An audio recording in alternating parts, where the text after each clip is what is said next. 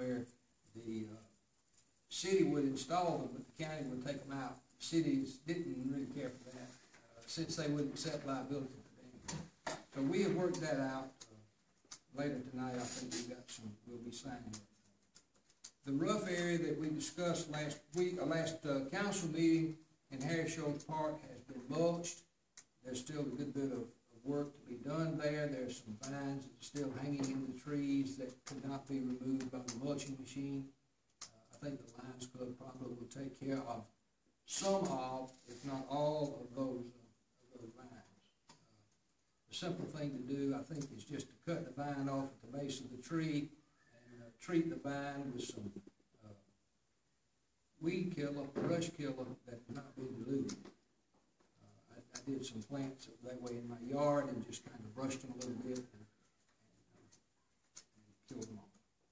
A large tree has fallen into the creek at the park. In fact, it's so big that we'll need a crane to lift it from the creek.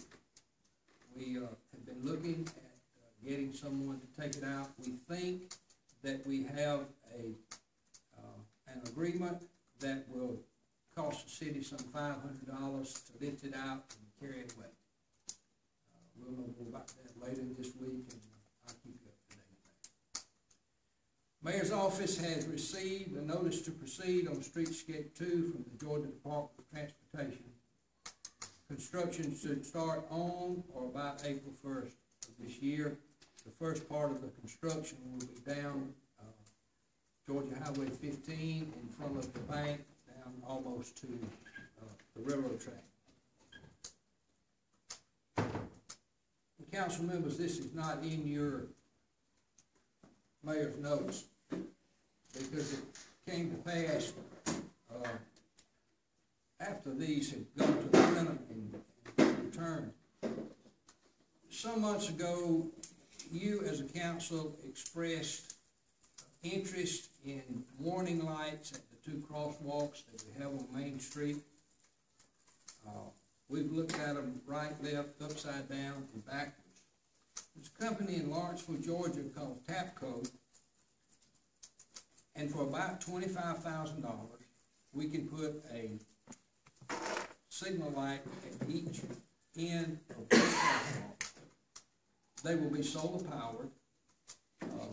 You'll have a button very much like the control on the traffic light, and when you push that button, the light will start to flash.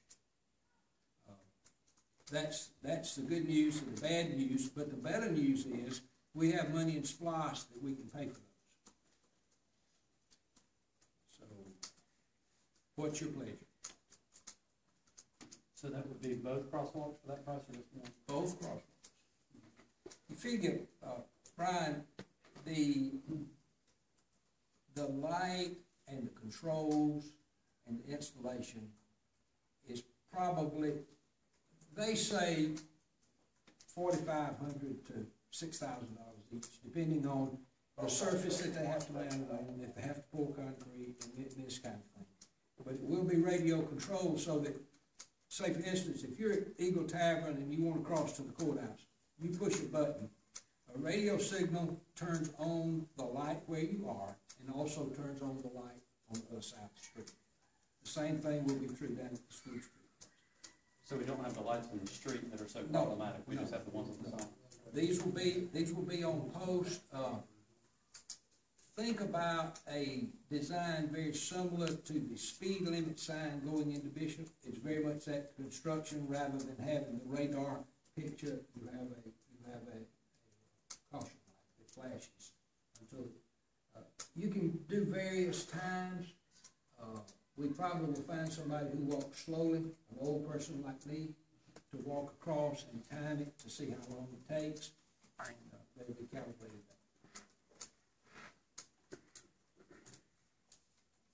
Do you think this will affect the need of having an officer there for like first Friday?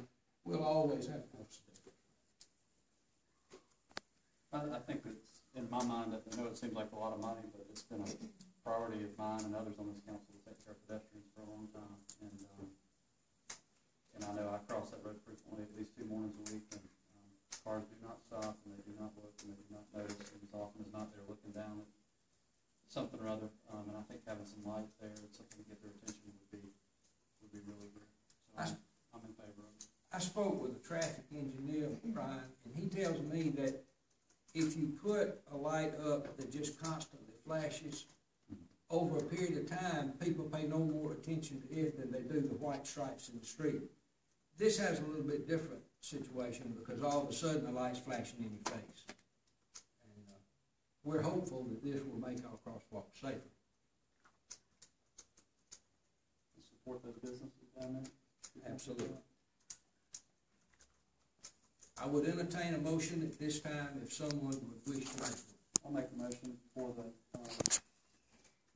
crosswalks to be funded out of SPOS transportation funds. I'll second that. There is a motion and a second. Any further discussion or questions? Hearing none, all in favor? The motion carries. Thank you. What would be the time